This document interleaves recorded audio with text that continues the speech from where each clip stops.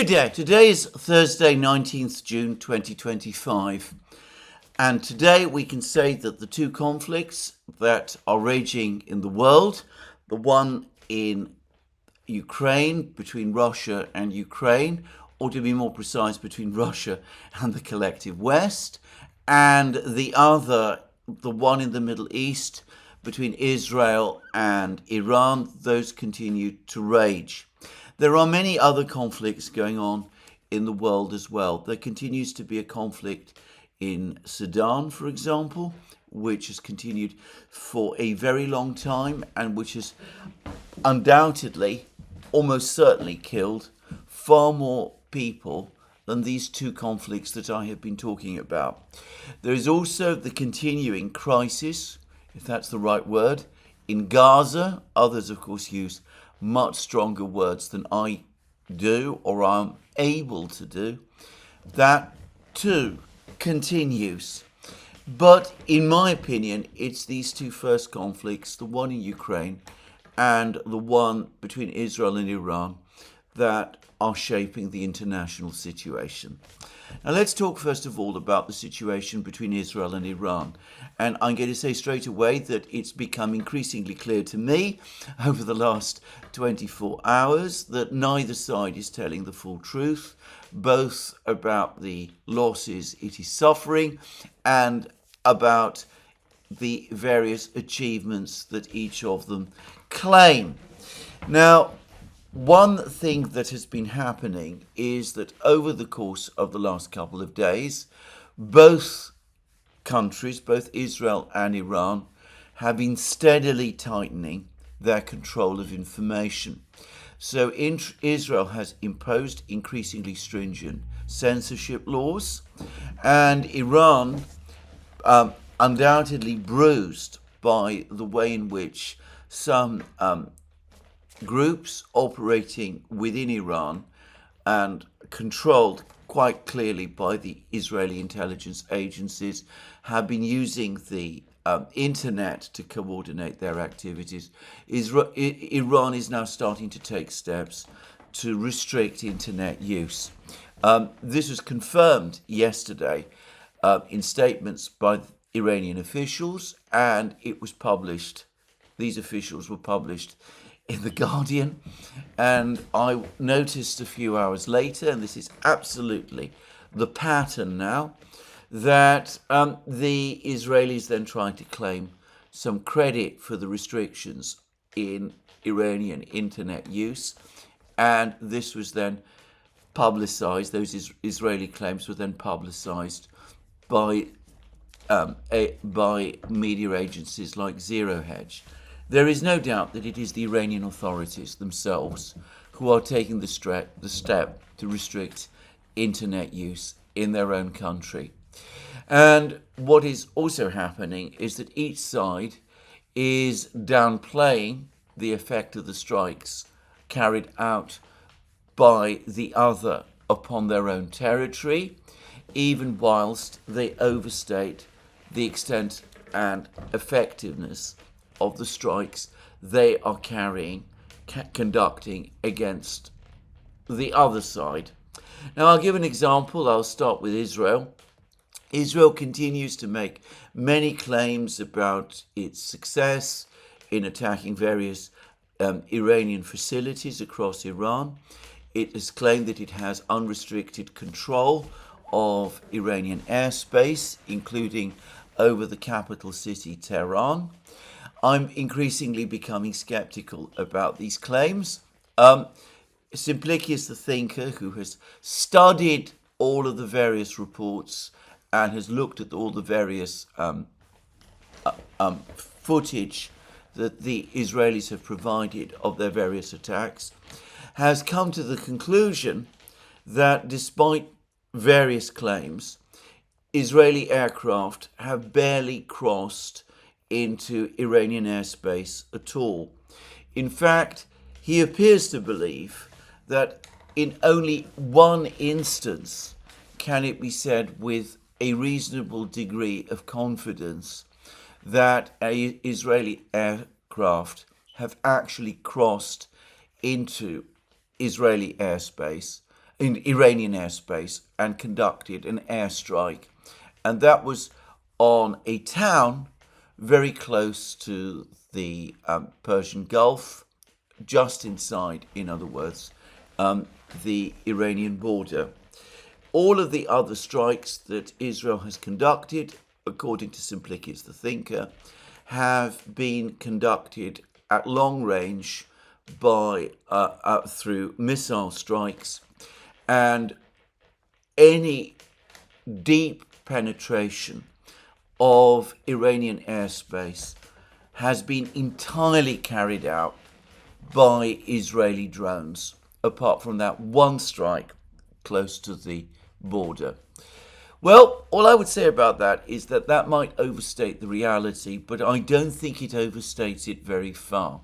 It does suggest that, in fact, the Israelis are much more careful about entering Iranian airspace than they're claiming. And it looks unlikely that they do control the air, the sky above Tehran in quite the way that they are suggesting. However, there is a flip side to this. If it is true that the Israeli aircraft are not conducting on any mass scale deep strikes inside Iran, then it must follow that the various Iranian claims to have shot down, I believe, 4 F-35 aircraft and to have captured Israeli pilots, that those cannot be true either.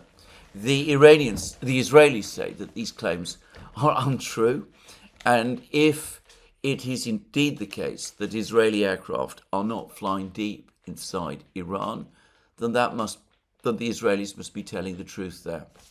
Now, there are things from the other side as well. The Israelis are also denying that Iranian missile strikes on their country have been effective. They're claiming that they expected that in the first days of the conflict, Israel would lose up to 5,000 people killed in Iranian retaliatory strikes. And they say that only around 20 Iranian missiles have managed to penetrate and reach civilian urban targets inside Israel. Now, the first thing to say about this is that I don't believe that figure of 5,000 people. If the Israelis really believed that mass Iranian missile strikes on their country could inflict that level of casualties, I think it is inconceivable that they would not have ordered an evacuation of people from their cities before they initiated a military campaign against Iran. And of course they did no such thing, nor did they try to do any such thing in the hours after the initial strikes against Iran took place. On the contrary, as I very well remember, on the first day they were confidently telling everybody that the initial strike had been so effective that it was almost inconceivable that Iran would be able to launch missile strikes against Israel over the course of the next few hours. And were that to happen, it would be a worst-case scenario. So it seems to me that current Israeli claims contradict their earlier assertions and can be confidently disregarded. Now, further, on the question of 20 missiles hitting targets within Israeli cities, I'm going to say straight away that I don't know how many Iranian missiles have hit targets inside Israeli cities. My sense is that it is significantly more than just 20, but as I said, I don't keep an exact count, and I don't think anybody can, actually, apart from the Israeli authorities themselves. But what I will say is this: if one goes to the original reports that the Israelis have made, where they have made that specific claim, it's clear that they're talking about strikes on cities, on urban centres. And of course, the Iranians claim that most of their strikes against Israel have been against military targets. So, probably this claim is untrue. I suspect more missiles have hit urban centres in Israel than just 20. But I suspect going beyond that, it's probably the case that significantly more Iranian missiles have been hitting Israel, certainly than the Israelis want to admit to. But as the Iranians doubtless claim, do in fact claim, most of the targets have been military targets anyway. And I don't get the impression that Iran has been specifically and intentionally targeting civilians. We will come to that shortly in light of the strike on a hospital that has taken place today.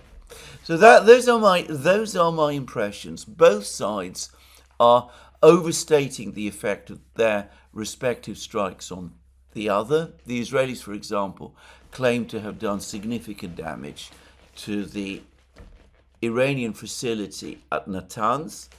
The Iranians deny that. I suspect that on this, the Iranians are telling the truth. The Iranians claim that they have inflicted immense damage on Israel's military and intelligence complex. I think they inflicted a certain amount of damage, but not on the scale that the Iranians themselves claim. This is a war. It is a war between Israel and Iran. It is entirely predictable that each side would downplay its own losses and exaggerate those of the other. And we need to accept and understand that.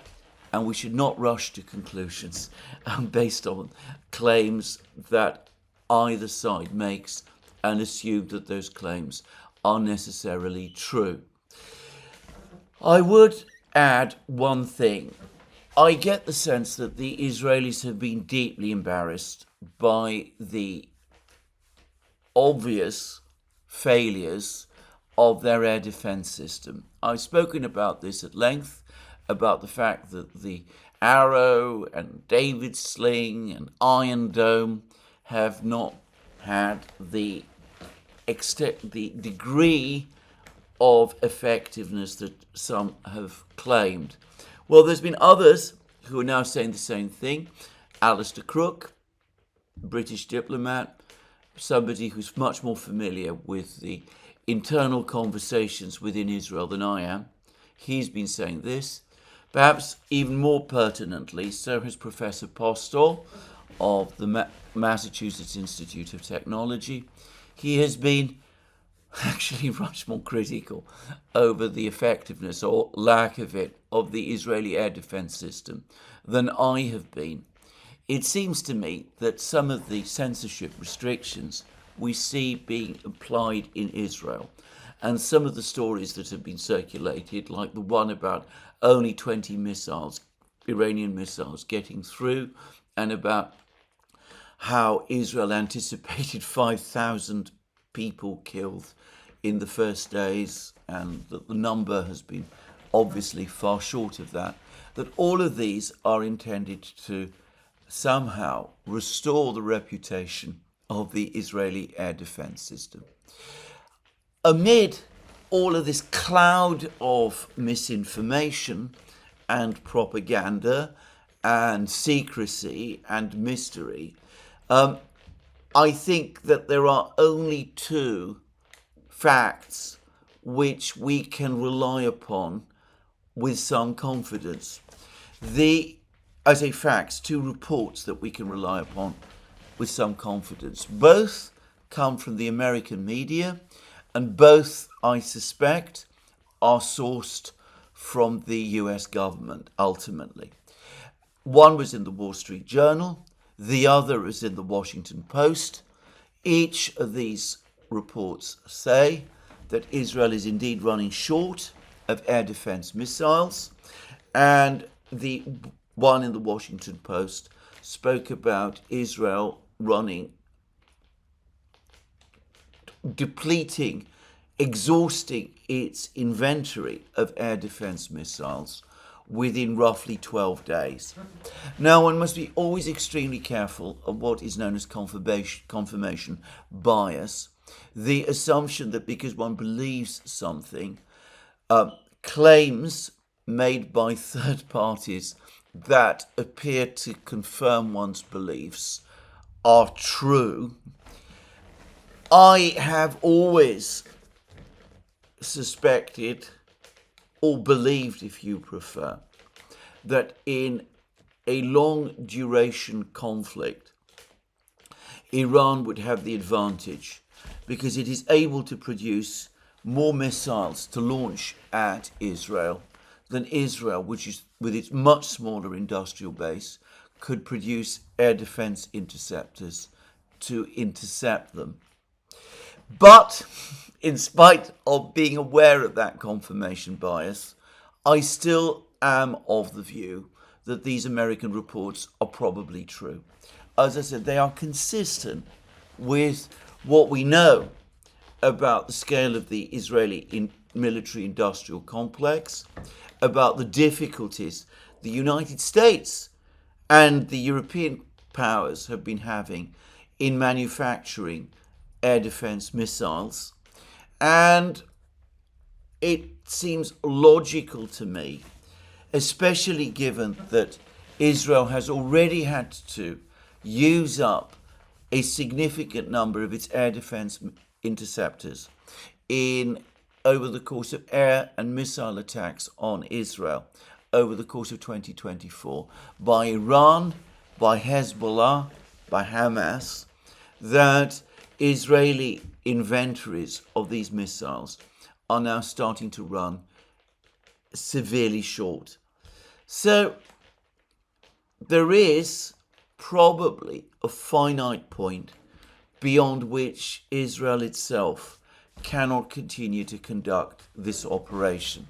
The Iranians are talking about the fact that they're willing to agree to a general cessation of hostilities, and Israel itself, because of the shortage of missiles, air defense missiles, always assuming that the Iranians are able to maintain the current level of missile strikes on Israel, the Israelis may be coming towards the end point of how long they can sustain this long-range missile campaign. I would add that the air campaign against Iran that Israel is conducting can also have only a finite length or time period, that the stress on the pilots, on the aircraft, the F-35 aircraft, must be intense. And of course, Israel probably also has only a limited stockpile of long-range standoff missiles that it can use to launch against Iran. And again, I know nothing about the size of that stockpile, but it would not surprise me if it too is becoming depleted. In other words, based on American reports, it could be that within 2-3 weeks, a month perhaps, the Israelis find that they've reached the point where they have to stop, at which point the entire campaign probably comes to a stop as well, because I doubt that the Iranians would want to continue this campaign if the Israelis are no longer doing so. That's my assessment of the great general military situation. I would add that my own clear impression also is that perhaps because each side is worried about the size of its respective stockpile, I do believe that the Iranians probably have many more missiles than Israel does, but probably they don't want to deplete that stockpile too quickly either. Anyway, because both sides are husbanding their stockpile, the scale of the attacks that each conducts against the other has sharply diminished from what we saw over the first 2 days. Now, in the case of the Iranians, I think that is largely acknowledged. In the case of the Israelis, it is not. But I don't get the sense that the Israelis are inflicting as much damage on Iran as they did in the early days, the first 2 days of the war. The Iranians, incidentally, have a further reason to husband their missile stocks, which is, of course, there is the big question mark of potential US entry into the war. If the United States enters the war, the supreme leader of Iran, Ayatollah Khamenei, said yesterday that Iran will respond and it will attack US bases and take action against the United States and many things of that kind. And of course, in order for Iran to be able to do that, it will need, at the very least, a significant stockpile of missiles. So anyway, that is where I think we are in the conflict. The big, unresolved, unanswered question is, what is the United States going to do? Now, here we're getting all sorts of enormously confused and contradictory signals. In my last three programs, in fact, I took the probability of an American strike against Iran not as a probability, but as a virtual certainty. I still lean very, very strongly to the belief that that is indeed going to happen, probably this weekend, or perhaps even before. But it does seem as if some doubts are circulating, and as if there is uncertainty as to what exactly to do. You can see this in the contradictory statements that the president himself is making. He's talked about surrender. He wants Iran to surrender unconditionally. He then gives interviews in which he suggests that, in fact, he's still open to negotiations with Iran. He then implies that if there are going to be negotiations with Iran, the negotiations will be fairly short, because the only purpose of the negotiations will be for the Iranians to agree to whatever terms it is that he is imposing. We then had reports yesterday that the president had approved strike options against Iran. Then we got further reports that though he had approved those options and in effect had made the decision to strike at Iran, he'd actually held back from giving his formal consent. Then there were other reports that appeared that he'd closely questioned his military advisors as to whether these massive bunker-busting bombs carried by the B-2 bombers can indeed destroy the Iranian enrichment facility at Fordow. The military apparently assured the president that they could. Theodore Postel, by the way, appears to believe that they probably can't. Anyway, the president, according to the reports, came away unconvinced and unsure, and doesn't seem to be decided, or at least the reports say that he is not decided as to whether to give the green light for the attacks or not. Meanwhile, apparently in Geneva, possibly tomorrow, the Iranian Foreign Minister, Mr. Arakchi, is due to meet the foreign ministers of the various European powers. The United States, however, will not be represented at this meeting. exactly what this meeting is therefore supposed to achieve. It's completely unclear to me. There are rumours, and there are no more than rumours, that the United States and Iran continue to be in contact with each other and are exchanging ideas about how to move forward with the resolution of the question of Iran's enrichment program.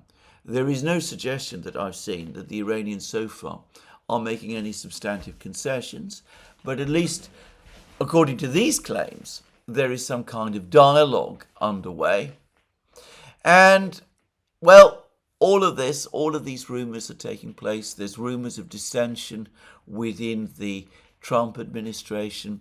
The opinion polls, as I discussed yesterday, show sharp, indeed intensifying, growing opposition within Donald Trump's political base to the idea of the United States joining in the conflict. And interestingly, over the last couple of hours, the president has not been publishing anything on Truth Social about the war. Maybe he has finally taken to heart the advice he's been getting from all sorts of people, myself included, by the way. Not that I expect that he pays any attention to what I'm saying or even knows about it. But anyway, the advice that many people are giving, that all of this cascade of true social posts is deeply unhelpful and has made the situation much worse. So you can build your hopes on all of this if you choose.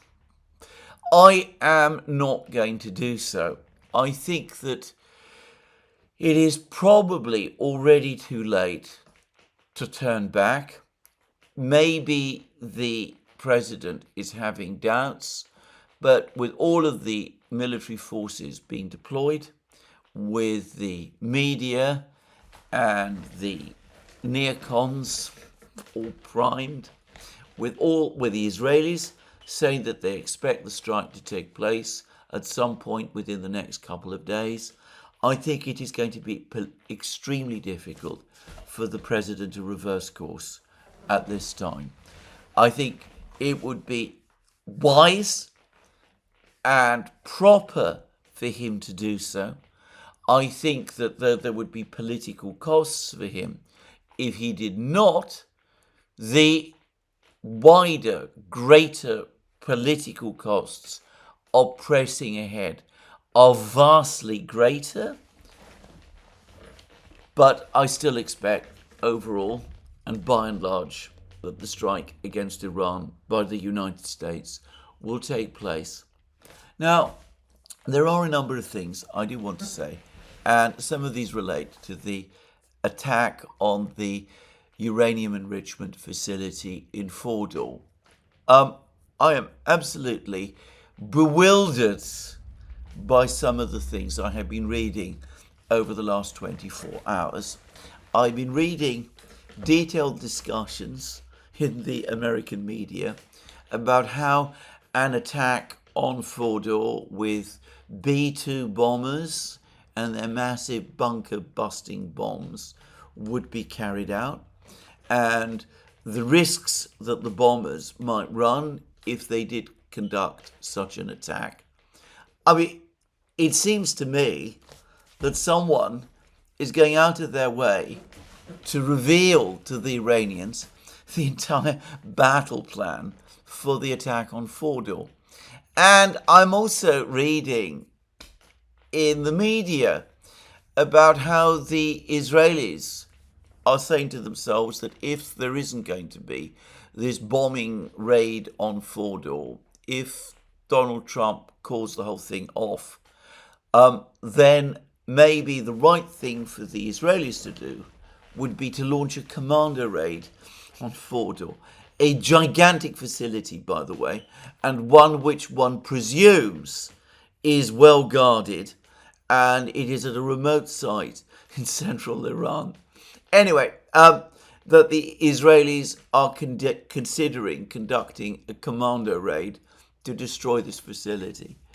I just do wonder whether any of this makes sense, or whether it can possibly be true.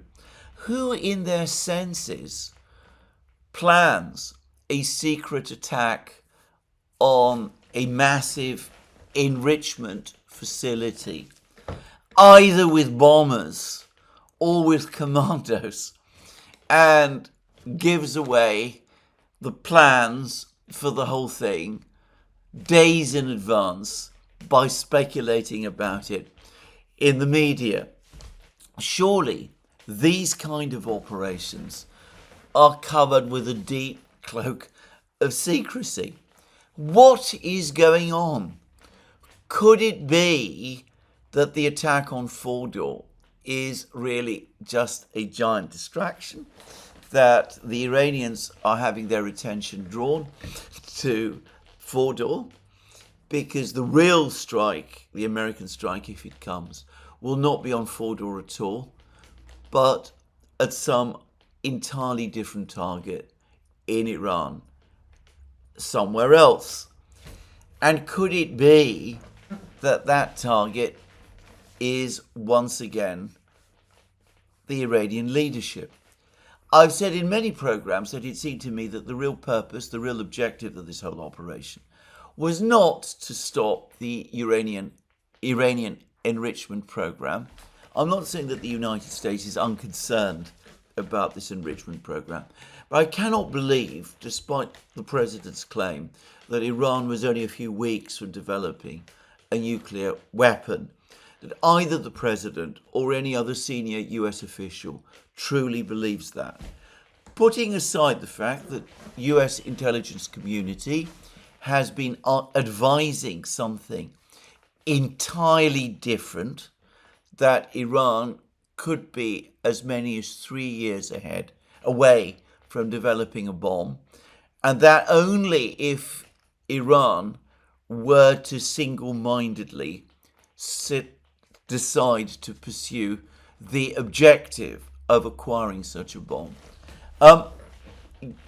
Put that aside.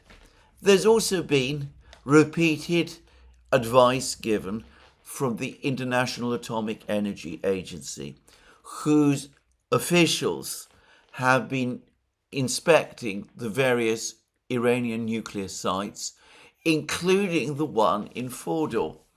Mr. Grossi, the head of the IAEA, has actually spoken in rather vivid terms of his own visits to Fordow, of how he's had to take gone down deep tunnels, deep inside the mountain to be able to inspect the facility. And the IAEA is absolutely categorically saying that they have seen no evidence that Iran is moving to develop a bomb or is anywhere close to doing so. So could it be that, as I said, this isn't all really the plan? It isn't the intention to attack Fordow at all. Or if Fordow is going to be attacked, that is going to be a distraction from the main attack. I just would quickly add, by the way, a point about this, which is that if Fordow is destroyed, if every single Iranian nuclear site is destroyed, we would simply be back where we were after the JCPOA was signed in 2015. The JCPOA also required Iran to give away its nuclear enriched uranium above 3.6%, and they did so. They handed it over to Russia, and to destroy the vast bulk of its centrifuges, which, in fact, under IAEA supervision, they actually did. And yet, after the United States pulled out of the JCPOA in 2018, and despite the difficulties created by the pandemic, which started in 2020, and the United States' maximal pressure sanctions, the Iranians were very, very quickly able to rebuild their entire capability. They built new centrifuges to replace the old ones. They dug the great caverns in Fordow and established their facility there. And they enriched uranium up to the level of 60%. And they built up a significant stockpile. And they were able to do that in the space of just 6 to 7 years. 3 of which, as I said, were the pandemic years. More likely than not, if Fordow is destroyed, if Natanz and Isfahan are also destroyed, provided the Iranian government is still in place, and provided it has still got the political will to pursue a nuclear enrichment program, it will be able to resume its nuclear enrichment program. And one must assume that it will take even more effective precautions to protect its program than the ones we have seen already, and which would have failed if all of the facilities were indeed destroyed, which some, like Theodore Postel, and perhaps the president, thinks is unlikely. So anyway, maybe, as I said, the objective is another one. And here we come back to my point, the point I've made over many, many programs, that the objective of this operation, as, by the way, the government and Prime Minister of Israel have been making perfectly clear in statement after statement over the last couple of days, the real objective is regime change, or perhaps not even regime change, but rather destruction, regime destruction, the destruction of the government and political system of the Islamic Republic, the destruction of the entire system of power and authority which exists in Iran today, without perhaps too much concern about what, if anything, replaces it. And that, it seems to me, has been clearly the objective that the Israelis were following. They carried out their various attacks on the Iranian military officials. They floated the possibility of assassinating the supreme leader of Iran, Ayatollah Khamenei. And supposedly, the only reason why Ayatollah Khamenei was not assassinated was because President Trump vetoed the idea, but then he published a comment on Truth Social in which he appeared to threaten the supreme leader with death. And sure enough, today we're getting more reports about the fact that the Israelis are planning to kill the supreme leader of Iran. Now, all of these follow a missile strike, an Iranian missile strike, that the Israelis say, perhaps truthfully, has caused significant damage to a hospital in Israel. Now, there are some things I absolutely feel I must say about this. The first is that any attack on a hospital is absolutely wrong. If it is conducted intentionally, it is clearly a war crime. It is possible that this attack was unintentional. I say it is possible. I think it is highly likely that it was unintentional. It seems to me much more likely that if it was an Iranian missile that struck this hospital, then that missile went astray, and that this was all a tragic event which was not intended. It is also, and this must be said too, the case that over the operations in Gaza, as I discussed at length at the time on this channel, the Israelis themselves have conducted attacks against hospitals in Gaza. They've laid siege to them, they've shelled them, they've sent armed men into them. They've claimed at various times that these hospitals were being used as places of refuge and sanctuary, and even as fortified positions by Hamas.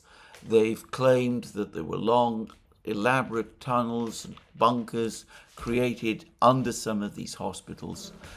I've never seen really convincing evidence confirming any of that, and I have to say this.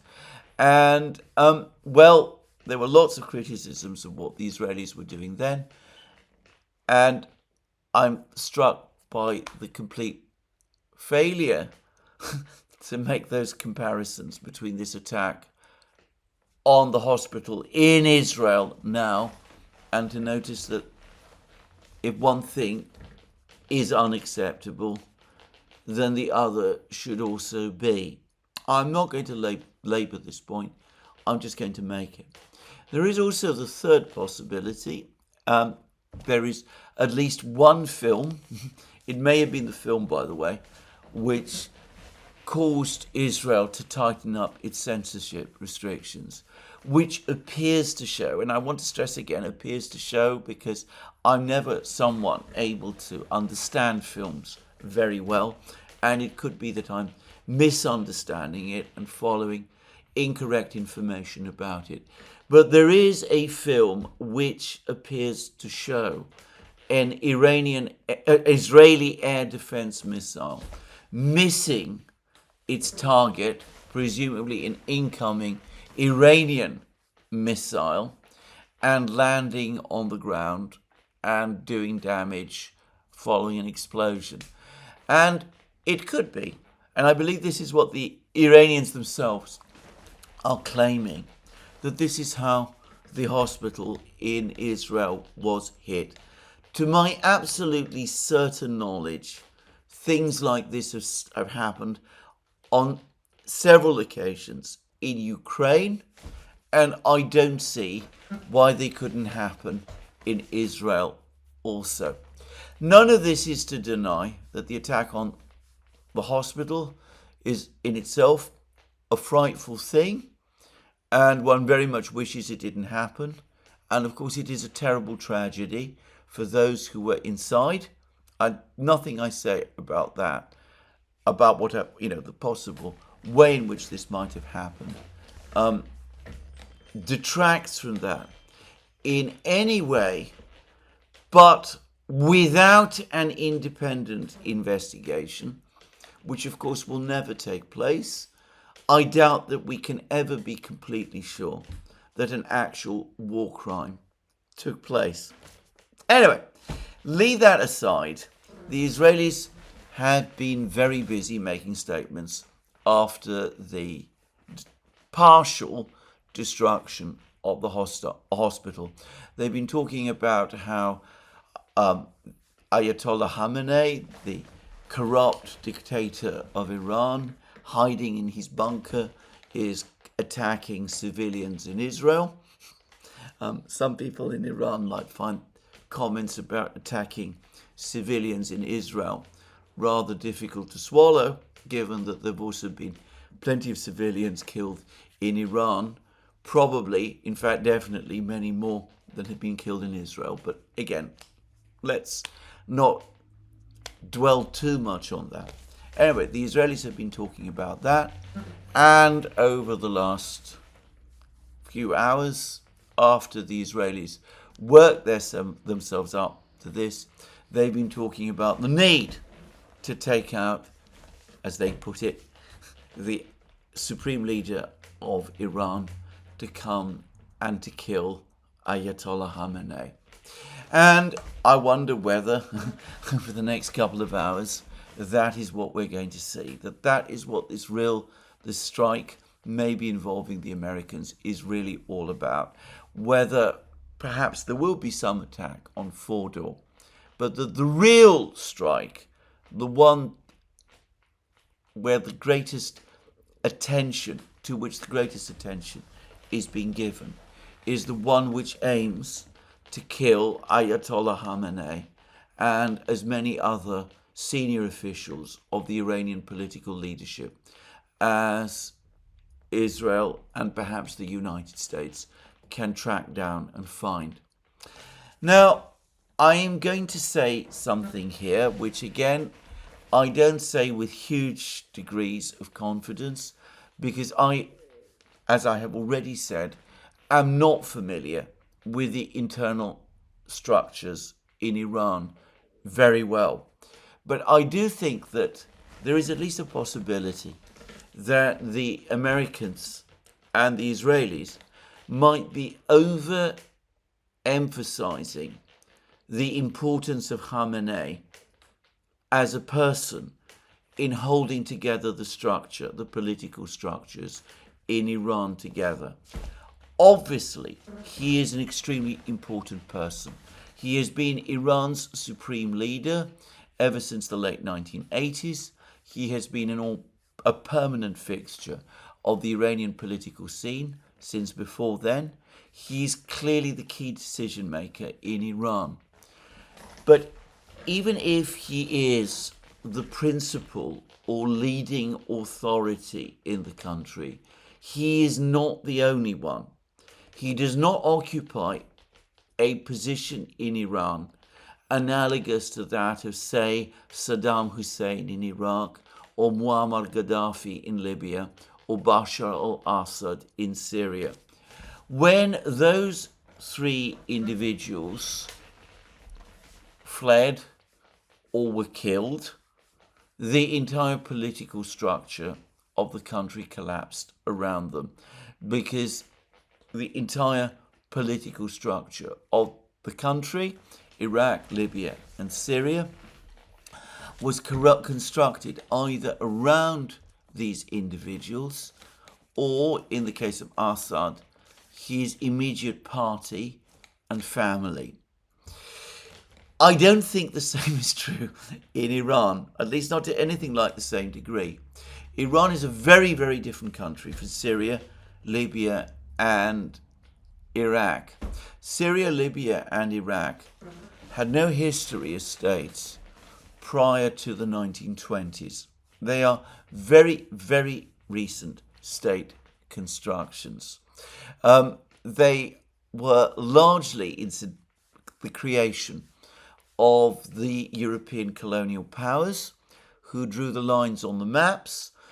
The famous Sykes-Picot Agreement between Britain and France, for example, made during the First World War, the Italian conquest of Libya, and all that. They are not countries which remotely come close to the storied history and antiquity you see in the case of Iran, which has a history, a continuous history, extending back to perhaps 700 BC. So we are not talking about like state systems. And of course the structures also seem to me to be completely different, because Iran has a political system of bewildering complexity. It's made up of many overlapping layers of authority. There are the people who come from within the religious establishment, which Ayatollah Khamenei heads. There is the civilian structures connected with the presidency, currently headed by President Pezeshkian. There is the parliament, the Majlis, which is a long history in Iran and which exists separately. There are the various state institutions, the army, the IRGC, others as well. This is a very, very complex system. And it is a system where there is constant argument and dispute and controversy carried out pretty much in the open. Newspapers take entirely different and discordant views. There are quarrels about economic policy, about foreign policy. There are different people with many different perspectives about all of these things. And as I said, there are also very highly developed institutions, some of which don't dovetail with each other very easily or comfortably or very well, but all of which exist.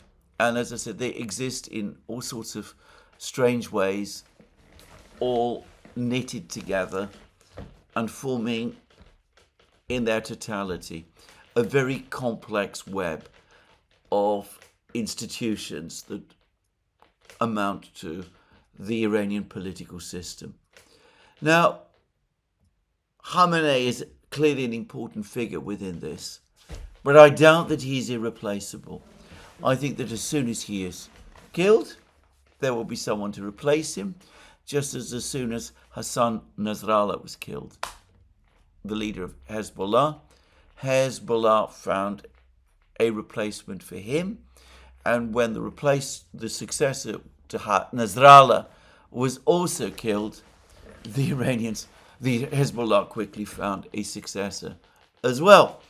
And in Iran, in the case of Iran, I suspect that this will be done even more smoothly, and it could even be that the death of Khamenei, old and apparently not very well manned that he is, could ultimately lead to Iran gaining a leadership that is younger and more familiar with the realities of the modern world, and perhaps more effective in meeting the challenge that Iran is currently facing, and that also the assassination for the Iranians of their supreme leader, who is also their religious leader, far from dismaying them, is more likely to make them angry and to consolidate and combine more closely together with each other. I have to say that just as I think that there is at least a possibility that destroying Fordow will simply mean that Iran is able to reconstitute its enrichment capability in perhaps a far shorter time period than the Americans and the Israelis expect.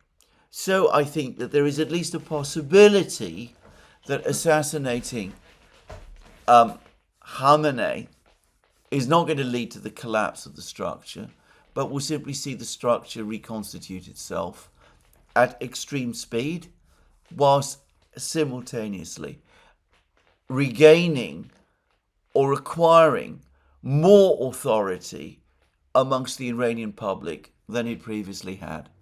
Anyway, these are the thoughts I have. We're going to have to wait and see what happens over the next couple of days and weeks. It remains an incredibly complex situation.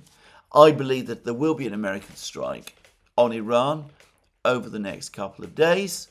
But until that happens, it's important to hold on to the one remaining, probably incontestable fact, which is that the Americans are now saying that Israel is running out of air defense interceptors.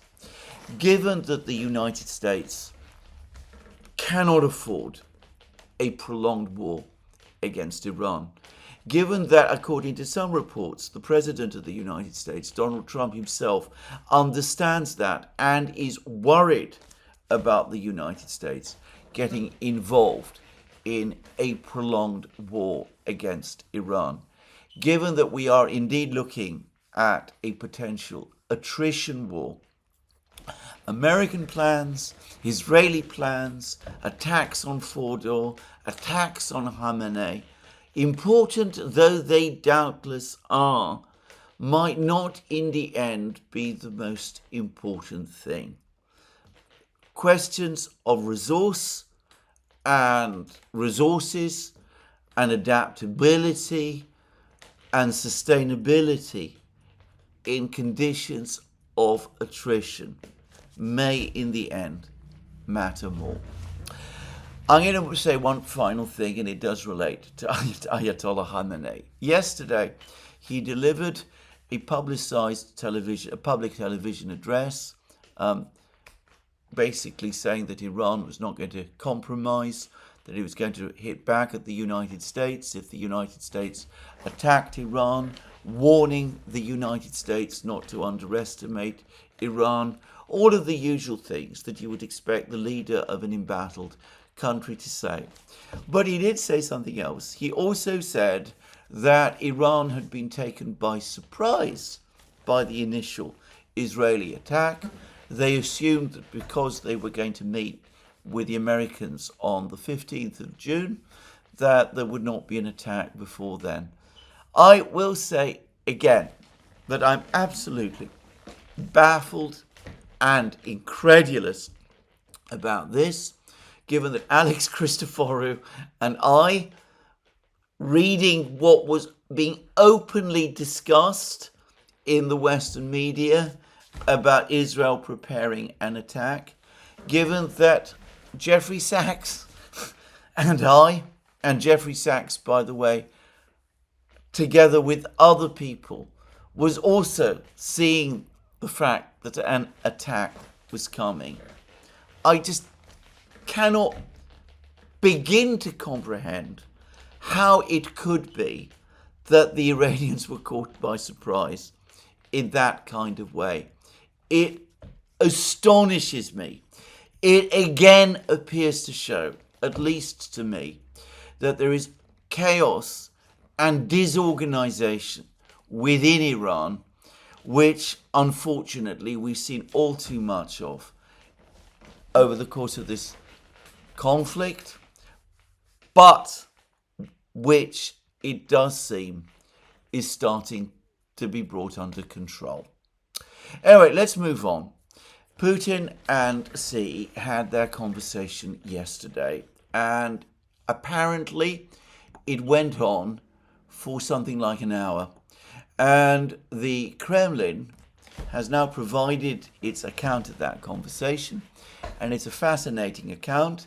And the Kremlin seems to have given up on readouts, seeing the way that Trump discusses things on Truth Social. They don't provide readouts anymore. Instead, they get Yuri Ushakov, who was also party to this call, to actually provide a very long summary of this call, which you can now find on the Kremlin website. And it's very interesting, and it's very long, and I'm going to read some extracts from it. Ushakov says the conversation was friendly, constructed, and was devoted, quite logically, mainly to discussing the aggravated situation in the Middle East. Both sides adhere to identical approaches and resolutely condemn Israel's actions, which violate the UN Charter and other norms of international law. Both Moscow and Beijing fundamentally proceed from the fact that the resolution of the current situation and issues related to the Iranian nuclear program cannot be resolved by force, and this solution must be achieved exclusively by political and diplomatic methods. The Russian president informed his counterpart about his latest international contacts, namely telephone conversations with key players, Netanyahu, Trump, and Pezeshkian, to name them, in the context of the Israeli-Iranian standoff. Our leader, that was Putin, confirmed Russia's readiness to carry out possible mediation efforts if necessary.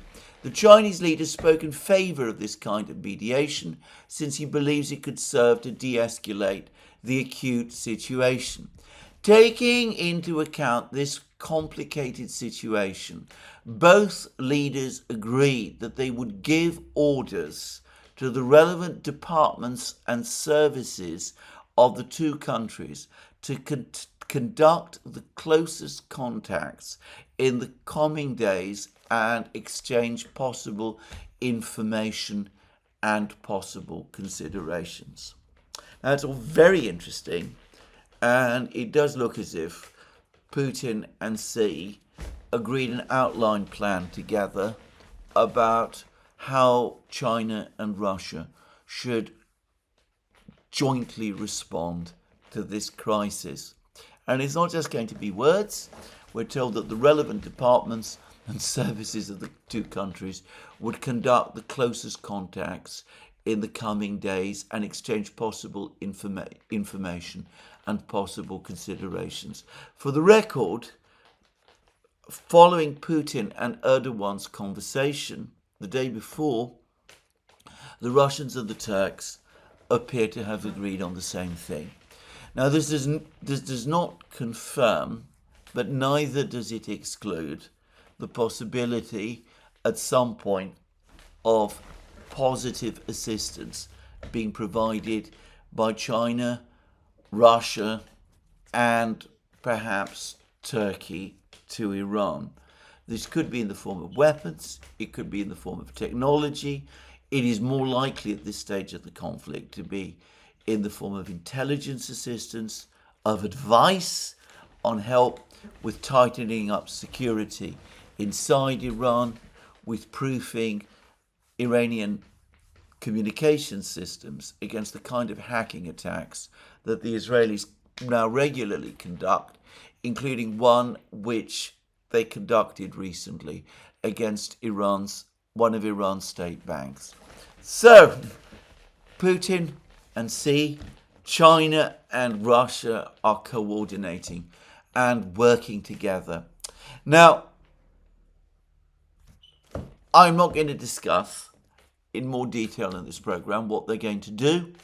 I would say that the telephone call was not just about Iran, the situation between Israel and Iran, though as we see, Ushakov says that the conversation was just devoted mainly to this topic.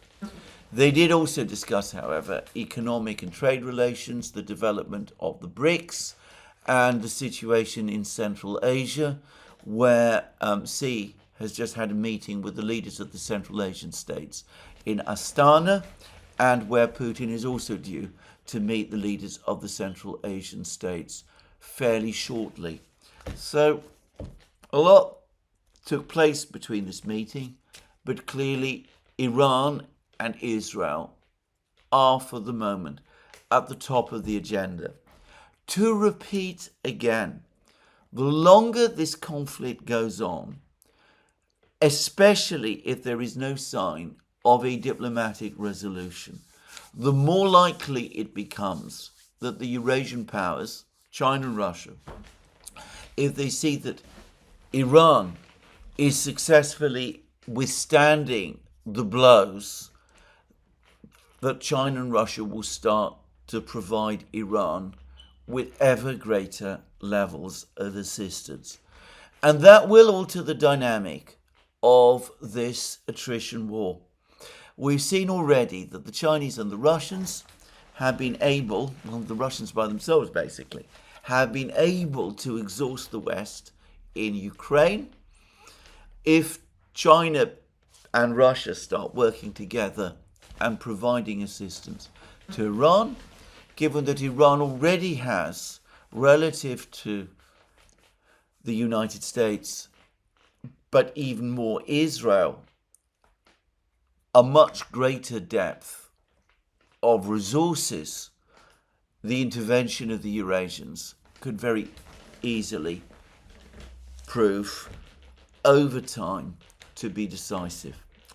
Now, shortly before this call, Putin had a massive meeting with journalists from various news agencies from around the world, including, by the way, Western news agencies.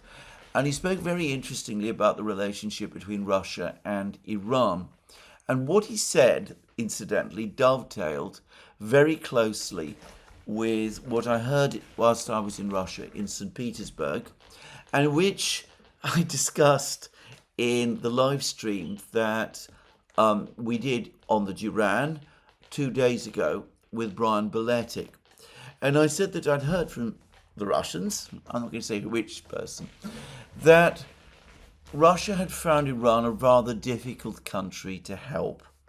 And Putin effectively said the same thing. He said that when the Russians and the Iranians were discussing the new partnership treaty, the one that they have signed, and which, if I could just correct a mistaken view that I had, it seems both have ratified.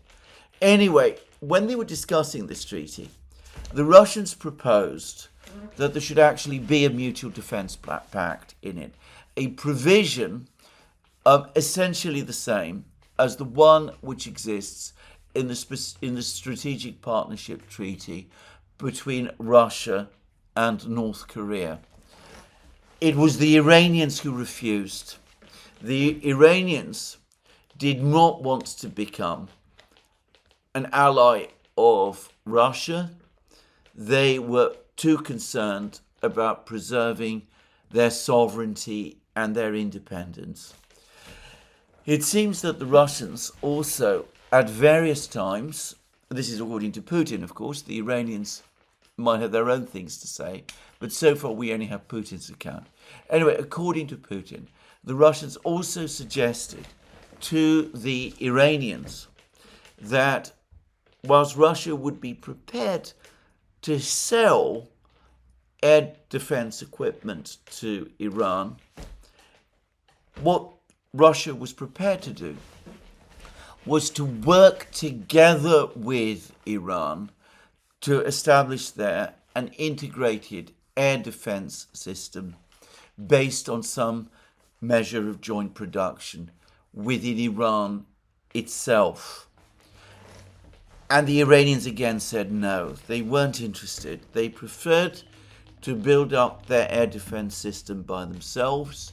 It was again important to them to preserve their own sovereignty. And lastly, Putin also said that so far Russia has received no request from Iran for assistance over the course of this crisis. Now, I'm afraid all of this chimes true. Ever since the revolution of 1979, the Iranian government, and I suspect this mirrors widespread sentiment in Iran, has been determined to assert Iran's status as a fully sovereign, fully independent, self-reliant country. And there has also been a very long history of suspicion between Russia and Iran. In the 18th century especially, there were several Russian-Iranian wars in which Russia, by the way, tended to come out the winner, and that has had a long-term effect, souring relations between Iran and Russia. In 1907, the Russian Empire and the British Empire did a typical colonial era deal with each other in which they effectively partitioned Iran between themselves. Even though Iran remained a nominally independent country, the Russians and the British divided Iran into separate spheres of influence.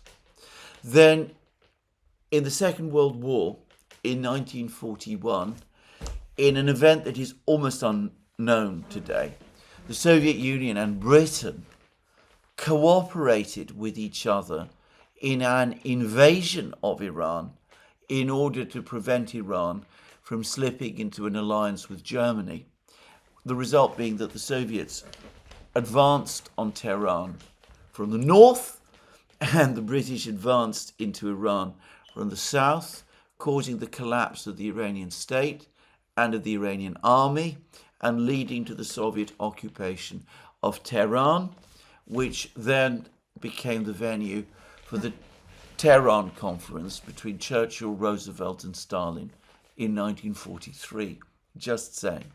And then after the end of the Second World War, the Soviet Union continued for a time to operate a significant area in northern Iran, in Azerbaijan, with some suggestions that the Soviets were looking to annex the territory and to unite it with the Soviet Republic of Azerbaijan north of the border. So all of this is well remembered in Iran itself, and it has massively complicated the improvement of relations between Russia and Iran. It's also the case that, of course, the republic that was established in Iran in 1979 was an Islamic republic, and the Islamic leadership of Iran was deeply hostile to the atheistic government that was at that time governing Russia. So there's been this long history of difficult relations, and that, together with this desire by Iran to continue to assert its independence, has clearly complicated the development of the relationship between these two countries, between Iran and Russia. Well, I am going to suggest that Iran needs to put all that to one side now. As is or ought to be obvious, the threat to Iran today is not from Russia, it is from Israel and the United States. The Russians and the Chinese most definitely are in a position to provide Iran with significant help. Iran was extremely unwise, in my opinion, to reject a Russian offer for an outright military alliance. That would have completely changed the calculus ahead of this crisis. And the Iranians were certainly mistaken to refuse Russian offers of assistance to Iran to set up an air defense system, which would have again changed the entire strategic calculus if it was in existence today. Assuming that Iran gets through this crisis, it needs to revisit all of these questions. I am going to suggest that these Russian offers, which are offers which will undoubtedly be backed by China, provide far more secure long-term security for Iran than enrichment programs to the level of 16% for uranium, which never get converted in the end into an actual working nuclear device. Anyway, that's all I'm going to say about this. Putin, over the course of the same interview, had a great deal to say about the situation in Ukraine. And he was asked about this a lot, and he talked about it a lot. He said that the situation of the Ukrainians is very poor. He said, and I've no reason to doubt that what he says is true, because it correlates closely with what the Ukrainians themselves are saying, that the Ukrainian armed forces are now at 47% strength, and that the frontline units are even weaker. He also again revisited the long, tangled history of negotiations to end the conflict, and he made very clear his intense bitterness about the way in which the negotiations ended, and about what he sees as the duplicity of Western leaders, including Angela Merkel especially. He rejected any idea that the European states could act as mediators in the conflict in Ukraine. He also gave a fascinating account of a conversation he had shortly before the start of the war with President Biden. He said he's claimed that he made proposals to avert the war to President Biden. He didn't provide great details as to what they were, but he did say that he did make proposals, and he gave the impression that Biden proved completely unresponsive, and that this was a major factor in bringing the war about. He also spoke about an offer that the Russians made in the early autumn of 2022, which is that the Russians pull back to Donbass, that Zaporozhye and Kherson region be returned to Ukraine, but that the Russians be granted a right of passage, a kind of secure corridor from their territory to Crimea, so across land, across Ukrainian territory, so that they would not be solely reliant upon the Crimean Bridge, which the Ukrainians were repeatedly trying to destroy. Putin appears to have had something in mind similar to the arrangements that were agreed during the Cold War with Berlin. The Allies, of course, remained in control of West Berlin, and West Berlin eventually fell under the jurisdiction of the West German government. But West Berlin remained an island in East German territory, but the Western powers and the West Germans were provided with a motorway and rail corridor from West German territory to West Berlin that they could use without having to go through any kind of customs or security checks. Putin seems to have had something similar in mind, linking together Russia and Crimea. He says that the Ukrainians rejected it outright, that when the Western official, and he was careful not to name the Western official, to whom the Russians made this proposal, when he passed it on to the Ukrainians indignantly accused this person of being an agent of the Kremlin.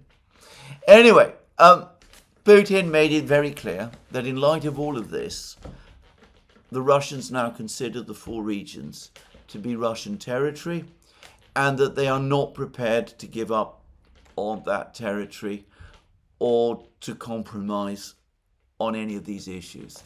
In fact, reading all of Putin's comments, I got the sense that he was not prepared to make any compromises at all.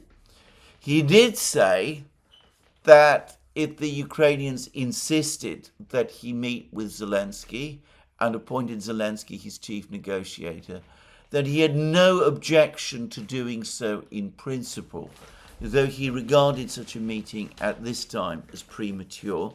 He would expect some further progress to be made in the negotiations before such a meeting took place.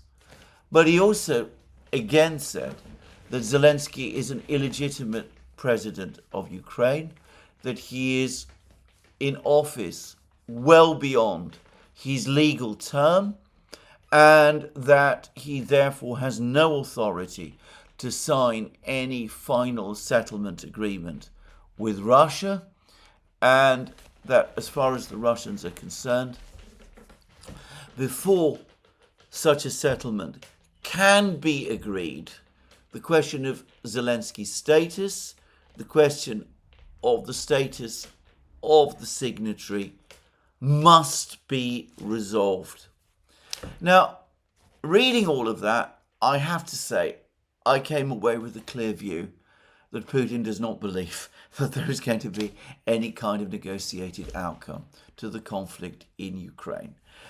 He clearly expects that the conflict in Ukraine is going to be settled through military means. I cannot imagine that he honestly thinks that the negotiation process is going to provide a resolution, a solution which will satisfy the Russians and which the Ukrainians themselves will accept. He did say that the Russians have proposed a further meeting with the Ukrainians after the 22nd of June, and he did suggest that the Ukrainians have indicated that they will indeed go to that meeting.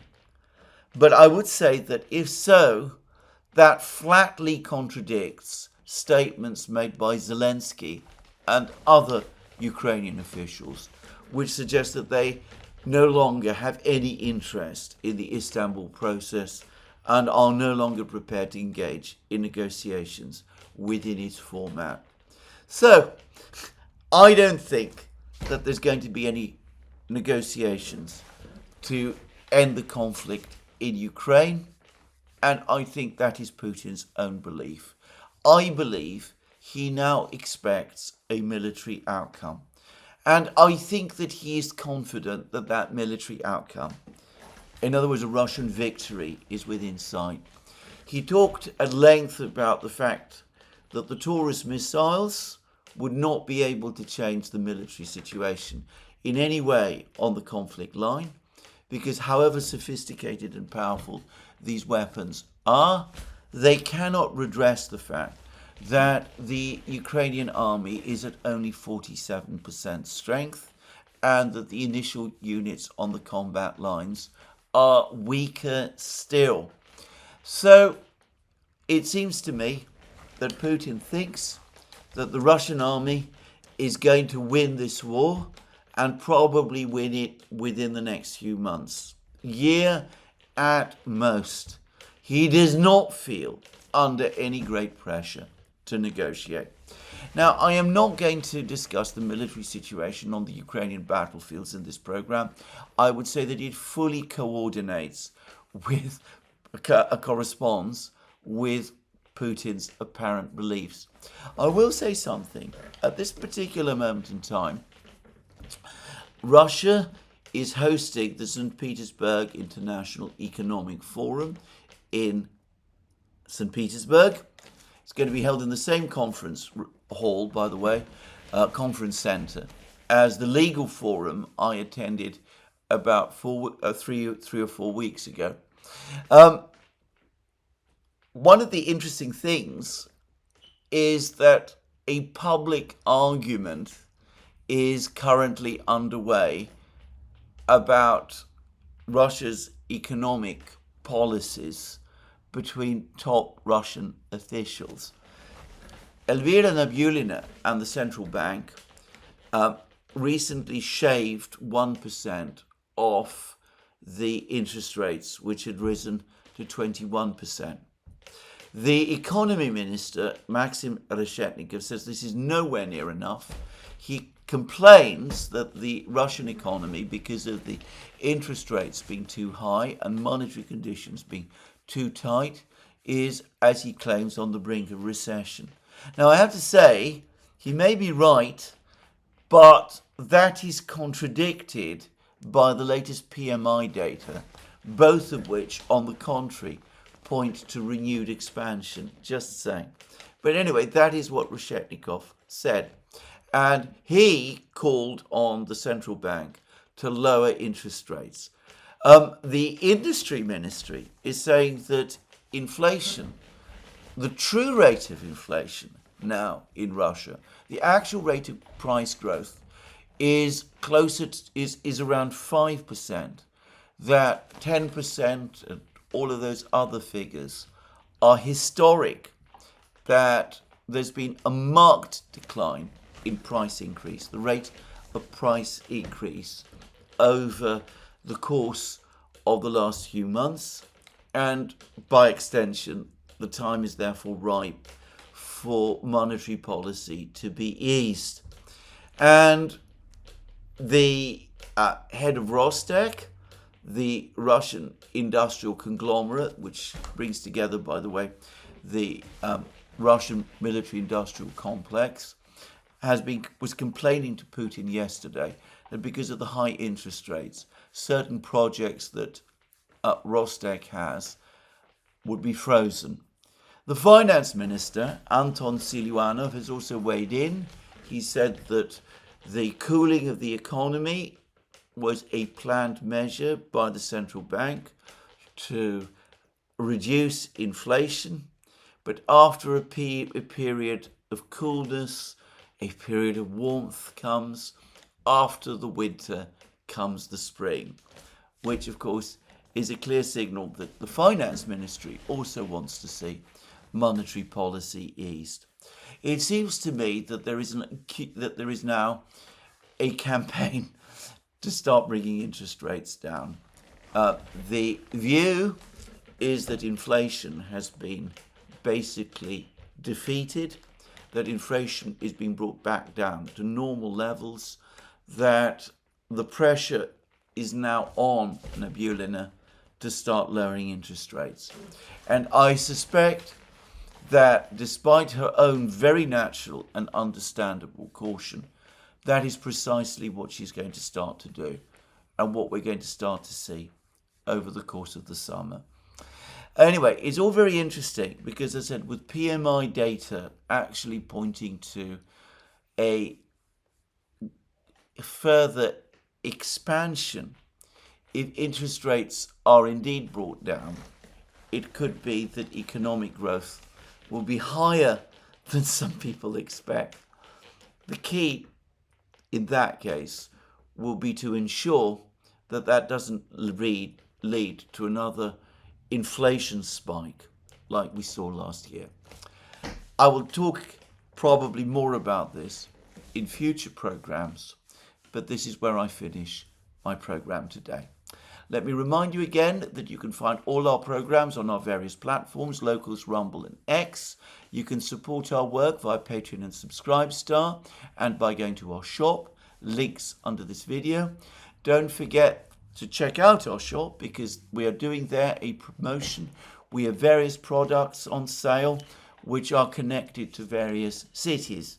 I have recently, for example, been obtained and become the proud owner of a mug.